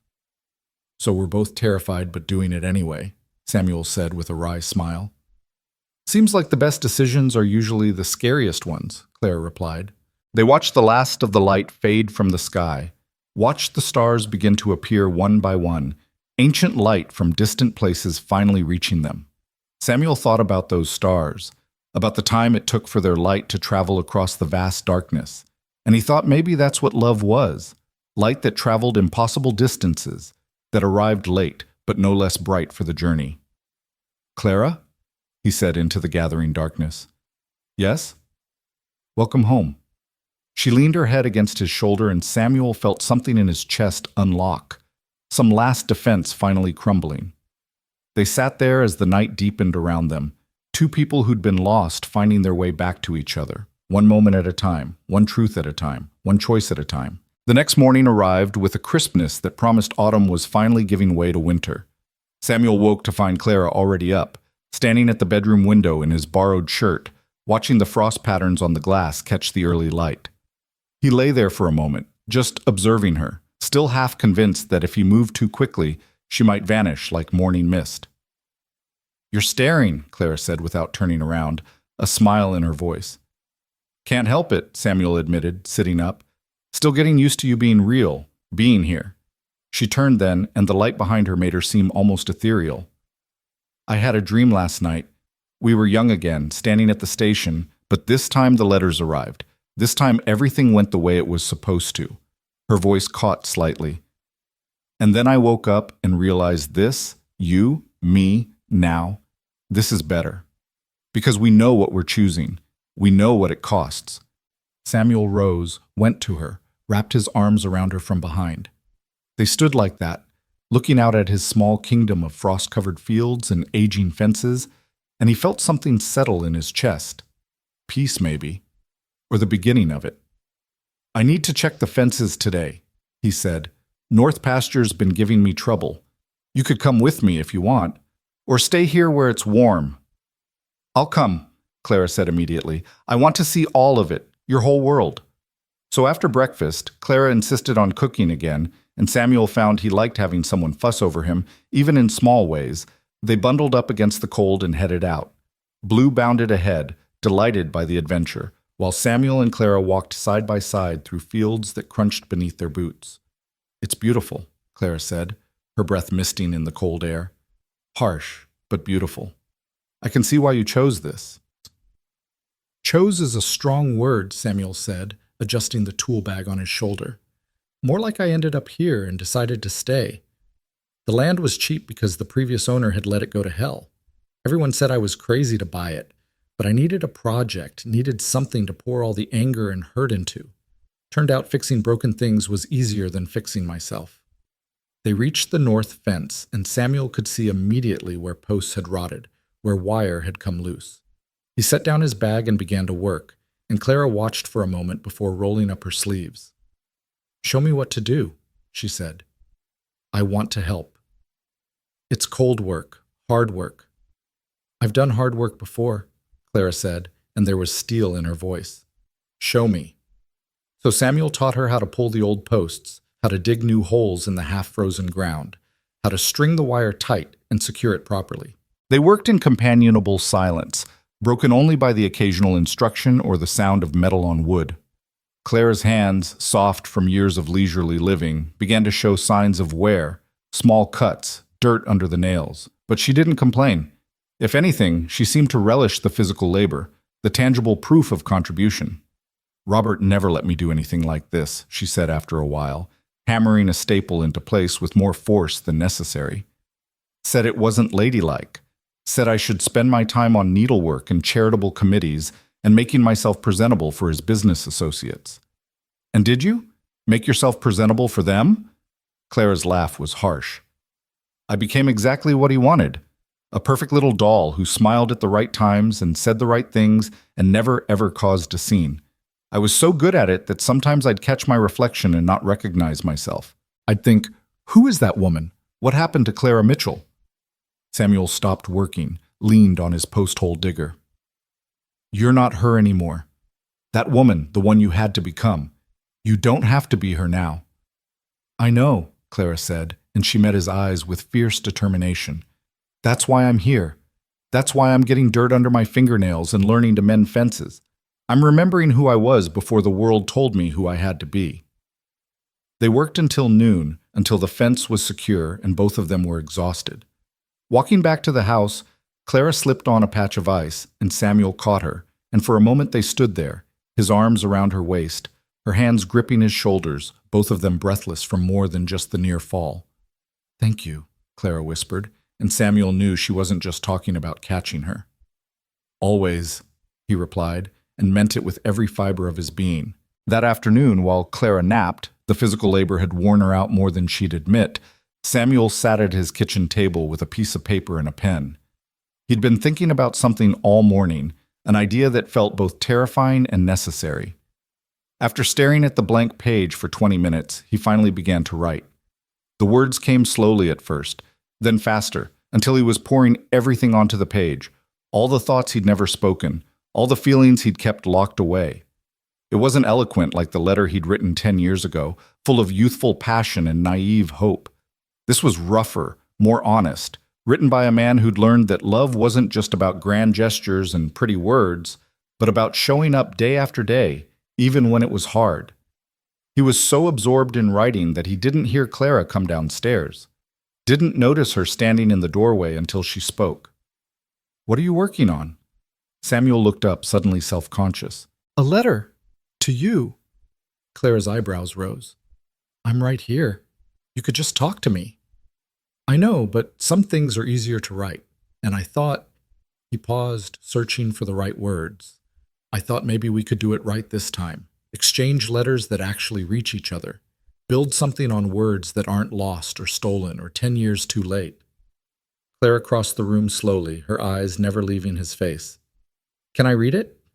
Samuel hesitated, then slid the paper across the table. He watched her face as she read, saw emotions flicker across it like clouds passing over the sun. When she finished, her eyes were wet. Sam, she whispered, this is too much, too soon. I can... Perfect, she interrupted. It's perfect. It's real and honest and everything I needed to hear. She wiped at her eyes. Can I write you one back? I'd like that. So Clara took the chair across from him, and Samuel gave her paper and pen, and they sat there in his kitchen writing letters to each other while being in the same room.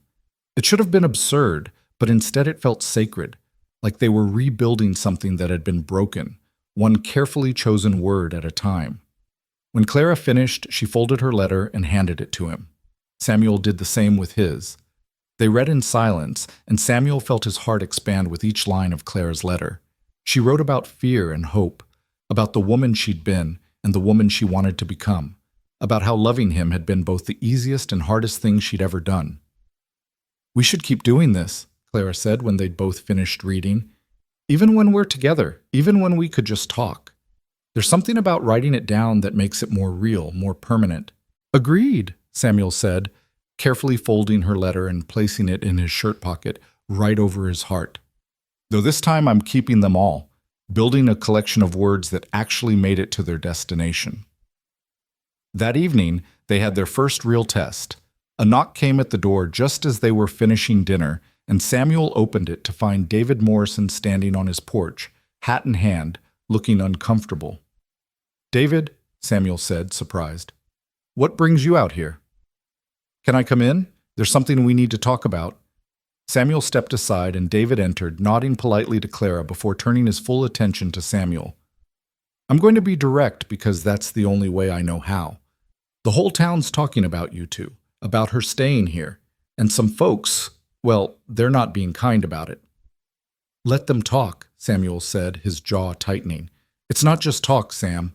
Mrs. Henderson, Robert's mother, she's stirring up trouble. Says Clara's dishonoring her son's memory, carrying on with you before he's cold in the ground. She's got half the church ladies in an uproar, and they're planning to... David glanced at Clara apologetically. They're planning to confront Clara at the general store tomorrow. Make a scene. Clara had gone pale, but her voice was steady when she spoke. Let them come. I'm not ashamed of being here. You don't understand how vicious these women can be, David warned.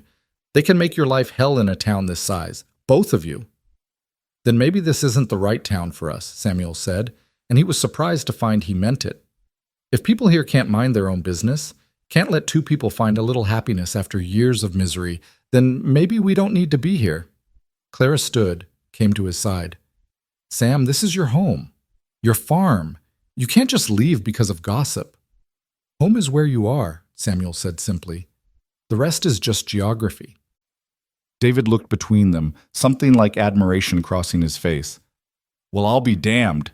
You really mean it, don't you? You'd give up everything you've built here rather than let them hurt her. In a heartbeat, Samuel confirmed. Then I guess I better tell you the other reason I came. David's stern expression cracked into a small smile. To say that not everyone in town is against you. Some of us think it's about damn time Samuel Reed found something to smile about. And if that means standing up to a bunch of bitter old women who've got nothing better to do than judge other people's choices, well, count me in. Samuel felt something loosen in his chest. You'd do that? You saved my life in France, David said quietly. Carried me 3 miles through enemy fire when I took that shrapnel to the leg. Far as I'm concerned, you're owed a lifetime of favors. This seems like a good place to start. He turned to Clara. Ma'am, you go to that store tomorrow and hold your head high. And if anyone gives you trouble, you tell them David Morrison says they can take it up with him.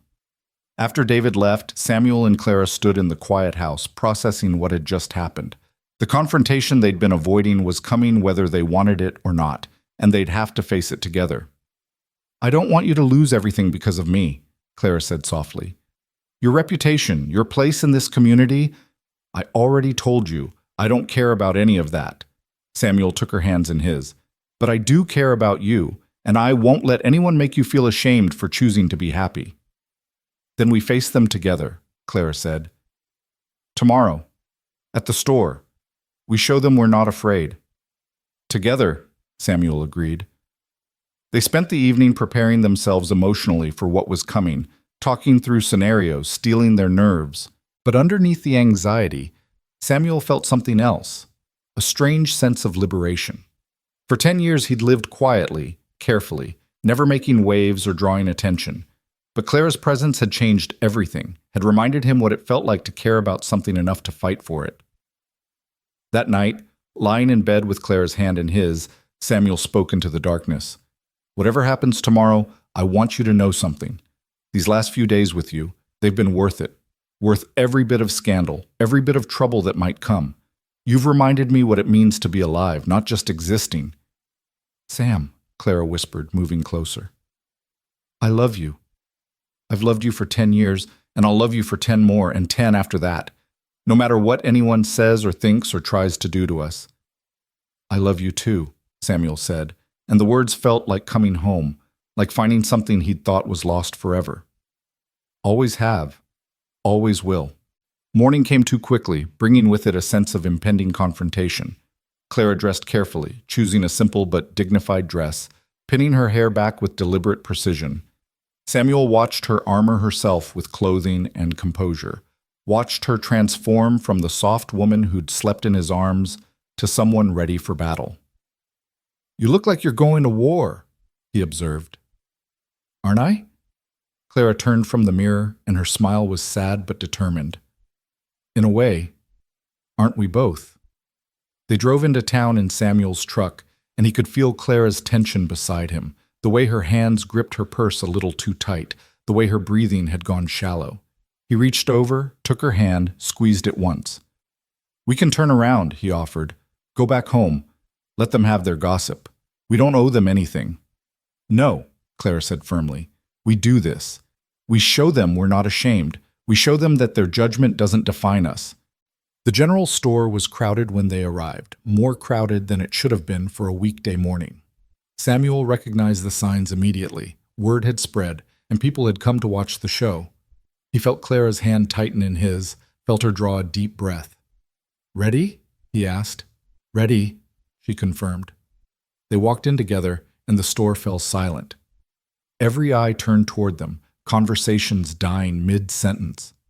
Samuel spotted Mrs. Henderson immediately, Robert's mother, dressed in black despite the 2 years since her son's death, her face twisted with righteous anger. She was surrounded by a group of churchwomen, all of them looking like they'd come to deliver judgment. Clara held her head high, led Samuel toward the counter where old Mr. Murphy stood looking deeply uncomfortable. She began to gather items, flour, sugar, coffee, moving with deliberate calm, refusing to acknowledge the stares, the whispers that had started up again. It was Mrs. Henderson who broke the standoff. She stepped forward, blocking Clara's path, her voice loud enough for everyone to hear. How dare you show your face in decent company? How dare you flaunt your sin in front of God-fearing people? Clara stopped, met the older woman's eyes without flinching. Good morning, Mrs. Henderson. I hope you're well. Don't you dare act civilized with me, Mrs. Henderson spat. My son is barely cold in his grave, and you're already carrying on with this.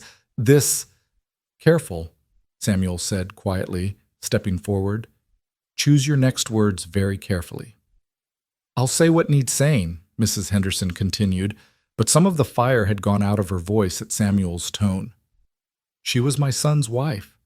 She owes his memory respect. She owes our family dignity. I owed your son nothing, Clara said, and her voice was clear and strong.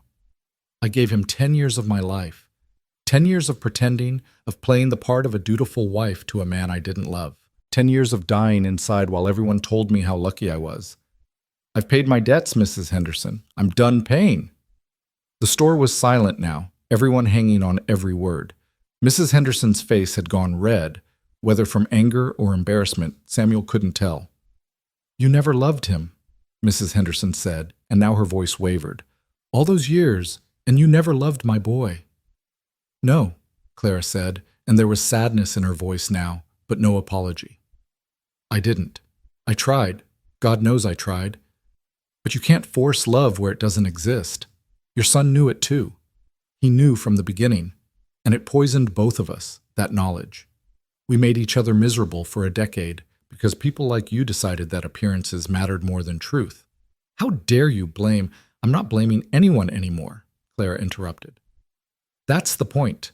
I'm done with blame. I'm done with shame. I'm done with living my life according to other people's expectations.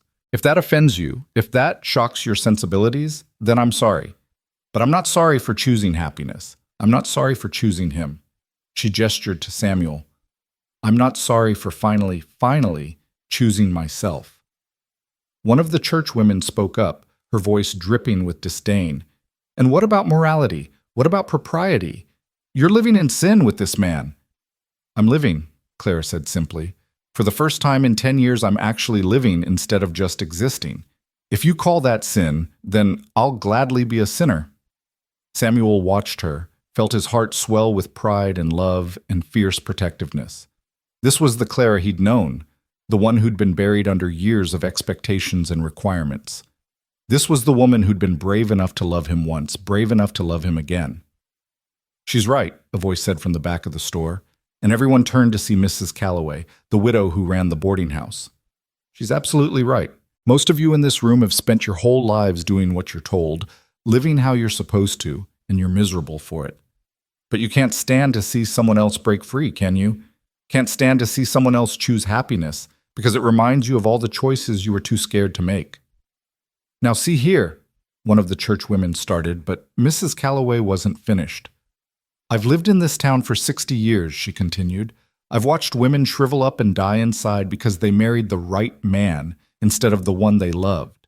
I've watched men drink themselves to death because they were trapped in lives they never wanted, and I'm done with it. If Clara Mitchell wants to love Samuel Reed, if they want to build a life together, then I say more power to them. Lord knows they've both suffered enough." David Morrison stepped forward then, having quietly entered during the confrontation. "Mrs. Calloway's right. Sam here's the finest man I know. He saved my life overseas, and he's never asked for anything in return. If he's found someone who makes him happy, the least we can do is let him be." More voices joined in then, people Samuel barely knew, defending him, defending Clara, defending their right to choose each other. Not everyone, Mrs. Henderson and her closest allies, remained tight-lipped and furious, but enough. Enough to matter. Clara was crying now, but they were tears of relief, of gratitude. She reached for Samuel's hand and he gave it freely, standing beside her in front of the entire town, claiming her, claiming this choice, claiming their future. Mrs. Henderson looked around, saw that she was losing the room, and drew herself up with as much dignity as she could muster. "This isn't over," she said, but her voice lacked conviction. "Mark my words, this isn't over." "Yes, it is," Samuel said quietly. "It's been over since the moment Clara walked back into my life. You can accept it or not. That's your choice. But it won't change ours." Mrs. Henderson turned and swept out of the store, her allies trailing behind her like ducklings. The tension broke, and conversations resumed, though everyone was still casting glances at Samuel and Clara. Mr. Murphy cleared his throat from behind the counter. "Well then, are you folks still needing those supplies?" Clara laughed, a sound of pure relief, and nodded. "Yes, please, and add whatever you think we might need for the next week. I have a feeling we'll be staying close to home for a while." They completed their shopping in relative peace, though people kept approaching them, some to offer quiet words of support, others just to satisfy their curiosity. Through it all, Samuel and Clara remained connected, hands clasped, presenting a united front. On the drive home, Clara was quiet, processing everything that had happened. Samuel glanced over at her, concerned. "You okay?" "I'm better than okay," Clara said, and she sounded surprised by her own words. "I stood up to them. I told the truth. I didn't hide or apologize or try to make myself smaller, and Sam, it felt incredible." "You were magnificent," Samuel said honestly, "watching you face them down, seeing you claim your truth. I've never been more proud of anyone in my life." Clara turned to him, eyes shining. I couldn't have done it without you. Knowing you were beside me, knowing you'd stand with me no matter what, that gave me strength I didn't know I had. We make each other stronger, Samuel observed. That's how it's supposed to work, isn't it? Two people, making each other brave enough to face the world. They arrived back at the farm to find Blue waiting on the porch, tail wagging furiously at their return. As they unloaded the supplies, Samuel noticed Clara looking around with a different expression, more proprietary, more settled. "What are you thinking?" he asked. "I'm thinking this place needs a woman's touch," Clara said with a smile. "I'm thinking those curtains are hideous and the garden's a disaster and the kitchen could use a proper organization. I'm thinking—" She paused, suddenly uncertain. "I'm thinking I'd like to stay. Not just for now, but for good. If you'll have me." Samuel set down the bag he was holding, came to her, took her face in his hands. "I'll have you for as long as you'll stay. For as long as you'll tolerate a stubborn farmer with more scars than sense and a house that's falling apart." "Then I'm home," Clara said simply.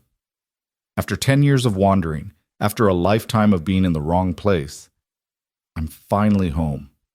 They stood there in the yard holding each other, and Samuel felt the last piece of his broken heart slot back into place. It wasn't perfect. They still had work to do, still had healing to finish, still had a future to build from the wreckage of their past. But for the first time in 10 years, Samuel believed it was possible. Believed that love could survive separation and sorrow, could bloom again in the hardest soil, could be stronger for having been tested. "Come on," he said, taking her hand. "Let's go inside. We have planning to do." "Planning for what?" "For everything," Samuel said, and he meant it. "For tomorrow, and next week, and next year. For all the time we lost, and all the time we have ahead of us. For the life we're going to build together, one day at a time." Clara smiled, that radiant smile that had haunted his dreams for a decade, and followed him into the house that was becoming their home, into the future they were creating with each choice, each word, each moment of choosing to love each other despite everything that had tried to keep them apart. The weeks that followed the confrontation at the general store settled into a rhythm that felt both foreign and deeply right. Clara transformed Samuel's house with quiet determination, not changing its essential character but bringing it to life in ways he hadn't known it needed. She planted herbs in the kitchen window, their green shoots reaching toward the winter sun. She mended the curtains he'd deemed hopeless, her needle moving with practiced efficiency while they sat by the fire in the evenings. She filled the silence he'd grown accustomed to with small sounds, humming while she cooked, the rustle of pages as she read, her laughter when Blue did something particularly endearing. But it wasn't all ease and comfort. There were moments when the weight of their history pressed down like a physical thing, when they'd catch each other staring into the distance, lost in thoughts of what might have been. Samuel would wake sometimes in the dead of night to find Clara crying silently beside him, and he'd hold her without asking why, knowing the grief was its own answer. Other times, he'd be the one paralyzed by memory, by flashes of the war or the years of loneliness, and Clara would draw him back with gentle touches and patient presence. 3 weeks after Clara's arrival, Samuel found her in the barn, standing in front of the rocking chair he'd made, her hand resting on its curved back. He approached quietly, saw the tears on her cheeks. "I can't stop thinking about them," she said without turning. "The children we never had, James and Sarah. They're so real to me sometimes that I can almost hear them laughing, almost see them running through these fields." Samuel came to stand beside her, his own throat tight. "I think about them too. Wonder what kind of father I would have been, if I could have given them a good life." "You would have been wonderful," Clara said with certainty, "patient and strong and kind. Everything a child needs. And you would have been fierce and loving, would have taught them to be brave, to stand up for themselves the way you did at the store." They stood there together, mourning children who existed only in possibility, grieving for the family they'd been denied. It was Clara who finally spoke, her voice rough with emotion. "We can't change what happened. Can't bring back those lost years or the life we should have had. But Sam," she turned to face him fully, "we still have time. Not for children, maybe. We're too old for that, and I think we're too broken besides. But for something. for building something real with whatever years we have left. What kind of something? Samuel asked, though he thought he knew. A life, Clara said simply. A real one. The kind where we wake up every morning and choose each other. Where we work this land together and grow old together, and maybe, if we're lucky, we find some kind of peace with all we've lost. Samuel pulled her close, breathed in the scent of her hair, felt her heartbeat against his chest. I want that, he said. Want it more than I've wanted anything in 10 years. Then let's do it right, Clara said, pulling back to look at him. Let's get married, Sam. Not because people expect it, not to quiet the gossips, but because I want to stand in front of God and everyone and claim you as mine. I want everyone to know that you're my choice, that I'm yours, that nothing and no one will ever separate us again. Samuel's heart stuttered. Marriage. The word carried so much weight, so much history. It was what they'd planned once before the world had torn them apart.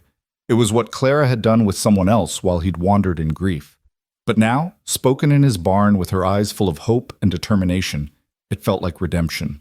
Are you sure? He asked. After everything? After the years you spent trapped in a marriage that made you miserable? That wasn't a marriage, Clara said fiercely. That was a prison sentence. This, you and me, this is what marriage is supposed to be. A choice we make every day. A partnership built on truth and love and mutual respect. I'm not afraid of it anymore, Sam. I'm only afraid of wasting more time, of letting fear keep us from claiming what's ours. Samuel felt something crack open in his chest, some last barrier crumbling. Then yes, he said, his voice rough with emotion. Yes, I'll marry you. I'll stand up in front of this whole damn town and anyone else who wants to watch, and I'll promise you forever. However long forever is, it's yours. Clara's smile was brilliant through her tears. When? Soon, Samuel said. Before winter really sets in. Before anything else can go wrong or get in the way. Soon as we can arrange it. They kissed there in the barn, surrounded by tools and sawdust, and the chair meant for children they'd never have. And it felt like sealing a pact, like writing the ending to a story that had taken 10 years too long to tell. The wedding preparations were simple by necessity and choice. Clara had no desire for elaborate ceremonies or grand gestures. She'd had that with Robert, and it had been hollow and meaningless. What she wanted, what they both wanted, was something honest and small, witnessed by the people who'd stood with them. David Morrison agreed to stand as Samuel's best man, and Mrs. Calloway offered to stand with Clara. The ceremony would be at the small church on the hill, performed by Pastor Williams, who'd known Samuel since before the war and had the good sense not to preach judgment.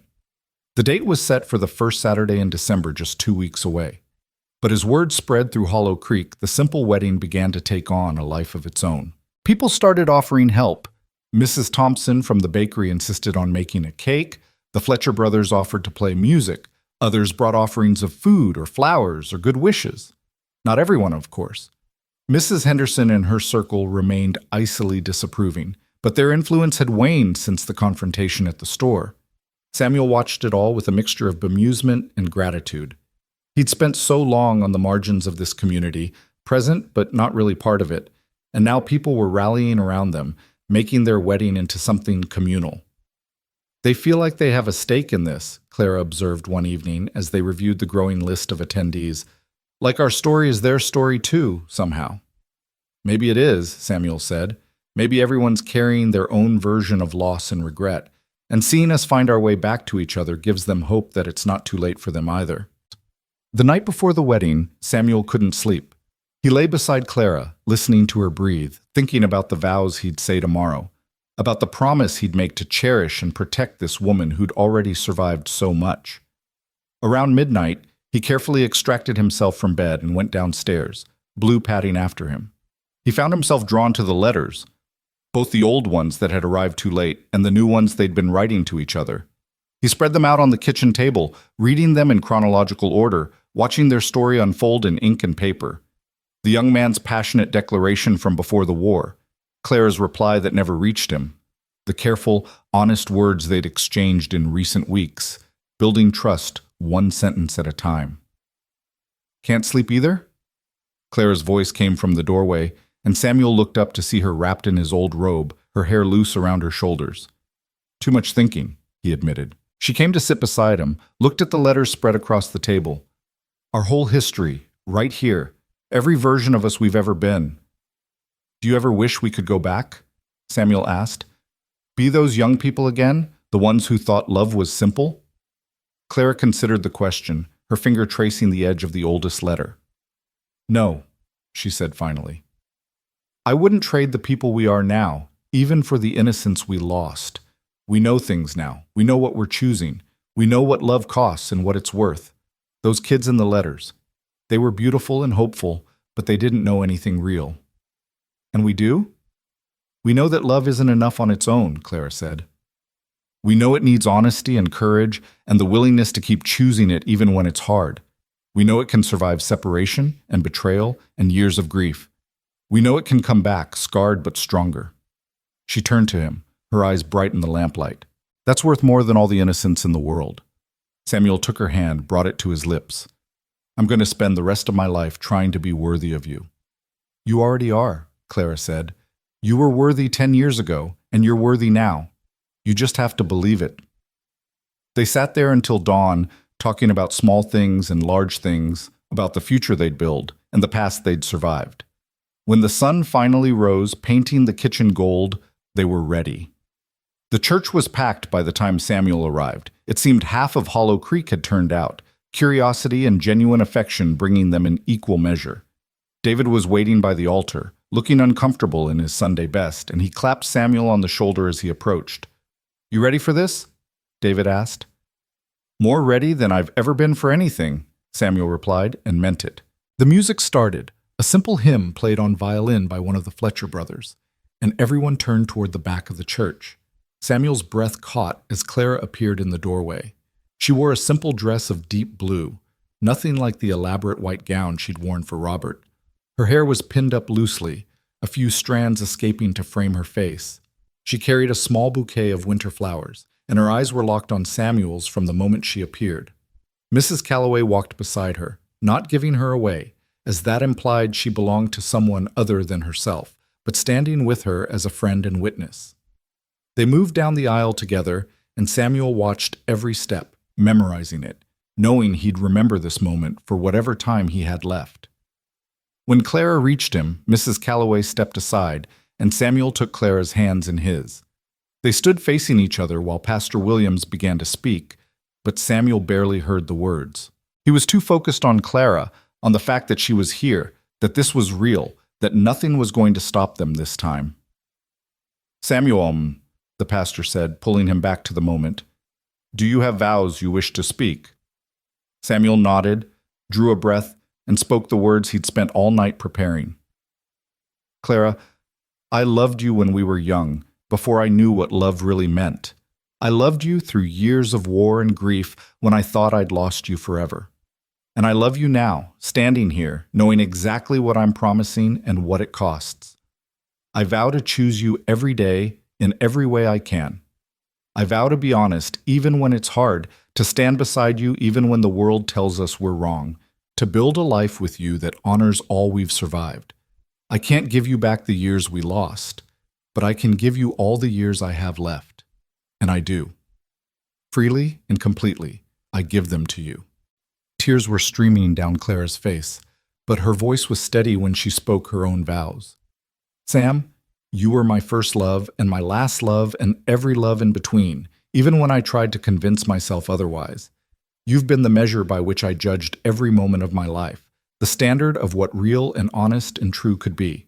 I vow to match your honesty with my own, to stand as your equal partner in all things, to never let fear or pride or other people's expectations come between us again. I vow to love you not despite our scars, but because of them, because they're proof we survived, proof we're strong enough to build something lasting. I give you my heart, my hand, my future, everything I am and everything I'll be. Pastor Williams smiled, clearly moved despite himself. Then, by the power vested in me and in the presence of these witnesses, I pronounce you husband and wife. Samuel, you may kiss your bride. Samuel pulled Clara close and kissed her as the church erupted in applause. It was a kiss that contained everything, past and present and future, grief and joy, endings and beginnings. When they pulled apart, both were crying, both were smiling, both were finally home. The reception was held in the church hall, and it was nothing like the formal affair Clara had endured for her first wedding. This was loud and chaotic and real, with children running between tables and old men telling war stories, and women trading recipes and gossip in equal measure. Samuel and Clara moved through it all hand in hand, accepting congratulations and well wishes, feeling the community's embrace. David gave a toast that had everyone laughing and crying in turns. "I've known Sam Reed for 20 years, he said, raising his glass, and I've never seen him smile the way he smiles when he looks at Clara. That's all any of us want, really. Someone who makes us remember what joy feels like." To Sam and Clara, and to second chances. To second chances, the crowd echoed, glasses raised.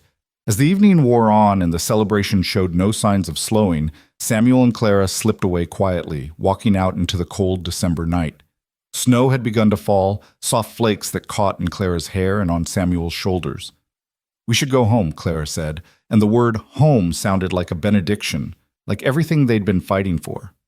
They drove through the snowy darkness, the farmhouse lights visible from a distance, a beacon calling them back. Inside, Blue greeted them with his usual enthusiasm, and the fire Samuel had banked before leaving still glowed in the hearth. Clara kicked off her shoes, unpinned her hair, and curled up on the sofa. Samuel joined her, and they sat there in comfortable silence, watching the fire dance, feeling the weight and wonder of what they'd done. "Mrs. Clara Reed," Samuel said, testing the name. "How does it feel?" "Right," Clara said simply. "For the first time in my life, my name feels right." Samuel pulled her closer, and she rested her head on his shoulder. Outside, the snow continued to fall, blanketing the world in white, making everything clean and new. Inside, they sat in the warmth of their home, building their future moment by moment. "Tell me something," Clara said after a while. "Something I don't know about you yet. Something from the years we were apart." Samuel thought about it, sifting through memories both painful and mundane.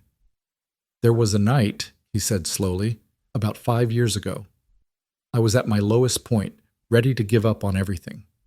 I went down to the creek with a bottle of whiskey and a loaded gun, and I sat there for hours trying to convince myself to use one or both."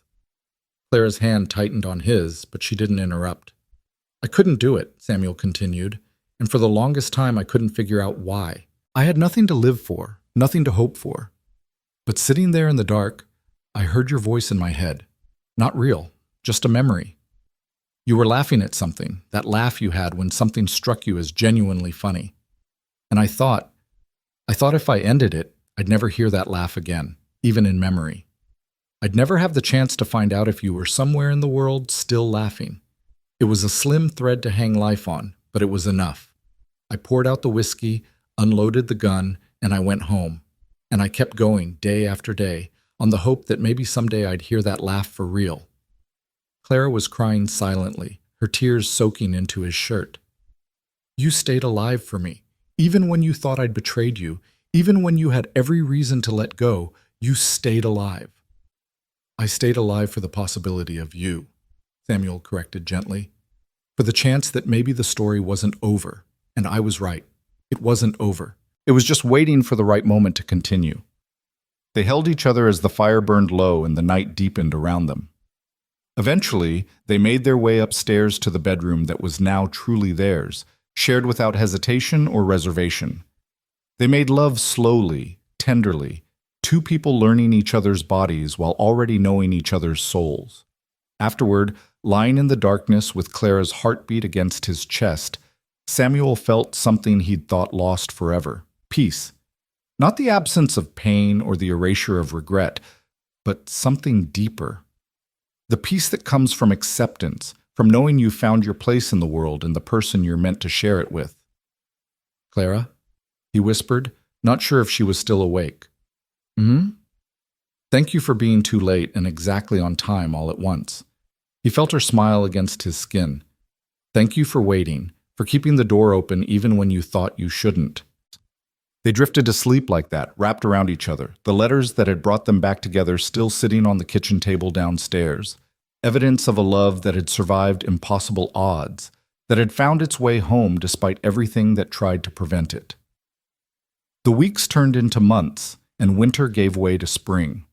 Samuel taught Clara everything about running the farm, and she proved to be a quick study, throwing herself into the work with the same determination she'd shown in everything else. They planted a garden together, Clara's hands in the soil beside his, and as the seeds began to sprout, it felt symbolic of what they were building, new life from old ground. There were still hard days, still moments when the ghosts of their past rose up to haunt them, but they'd learned to face those moments together, to speak the truth of their pain rather than letting it fester in silence. They wrote letters to each other still, even though they shared a bed every night, because some truths were easier to explore on paper, and the act of writing had become their way of processing, of preserving, of promising. On the anniversary of Clara's arrival at Hollow Creek Station, Samuel took her back to the platform where it had all begun again. They stood in the same spots they'd occupied that rainy evening, and Samuel pulled out a letter, the original one he'd written before the war, now carefully preserved. "I want to read you something," he said. "The words I wrote when I still thought love was simple, before I knew what it would cost us." Clara nodded, her eyes already wet with tears. Samuel read the letter aloud, his younger self's voice speaking through him. The passionate declarations, the innocent hopes, the absolute certainty that love could conquer anything. When he finished, he folded it carefully and returned it to his pocket. "I was wrong," he said. That boy who wrote those words, he was wrong about a lot of things. Love didn't conquer everything. It didn't stop the war or deliver the letters or prevent the years of suffering. But he was right about one thing. He was right about you being worth fighting for, worth waiting for, worth everything. Clara pulled out her own letter, the reply she'd written 10 years ago. And she read it aloud too, her younger self's promises hanging in the air. When she finished, she looked at Samuel with fierce determination. "I want to make new vows," she said, "right here, where you told me I was too late. I want to replace those words with better ones." Samuel took her hands, and right there on the platform where their story had nearly ended, they spoke new promises to each other. Not the formal vows of their wedding, but something more personal, more specific to who they were and what they'd survived. "I promise to remember that we're enough," Clara said. "That our love doesn't have to be perfect to be real, that we can carry our scars and still build something beautiful." "I promise to trust this," Samuel replied, "to stop waiting for it to fall apart, to believe that we've earned this happiness, that we deserve this chance." They stood there as trains came and went, as other people's stories of arrival and departure played out around them. And when they finally left, walking back to Samuel's truck hand in hand, they left something behind on that platform. The weight of might-have-beens, the burden of too late, the grief of all those lost years. What they carried forward was lighter and stronger. The knowledge that love could be lost and found again, that it was never truly too late if you were brave enough to try, that the best stories were the ones that knew how to survive, how to adapt, how to begin again. That evening, sitting on their porch with blue at their feet and the sunset painting the sky in shades of gold and rose, Samuel turned to Clara and asked, "Are you happy?" Clara considered the question seriously, looking out at the land they tended together, the home they'd built, the life they were living. "I'm more than happy," she said finally. "I'm at peace. I'm whole. I'm exactly where I'm supposed to be, with exactly who I'm supposed to be with. That's better than happy. That's home." Samuel pulled her close, breathed in the scent of her hair, felt the steady rhythm of her breathing. Around them, the farm settled into evening, the birds calling their last songs, the breeze rustling through new leaves, the first stars appearing in the darkening sky. It was an ordinary moment, the kind that makes up most of a life, but it was theirs, earned through suffering, bought with years of grief, made precious by the knowledge of how easily it could have been lost. And in that ordinary, precious moment, Samuel Reed understood something fundamental about time and love and second chances. It was never too late as long as you were still breathing, still hoping, still willing to reach across the distance for the hand you'd thought you'd lost forever. The letters might arrive late, the timing might be all wrong, the world might conspire against you in 1,000 ways, but love, real love, the kind that mattered, was patient enough to wait, strong enough to survive, and brave enough to begin again. Clara's hand found his in the gathering darkness, and they sat there together as night fell. Two people who'd been too late and exactly on time, who'd lost everything and found it all again, who'd learned that the best love stories were the ones that refused to end, even when the whole world said they should.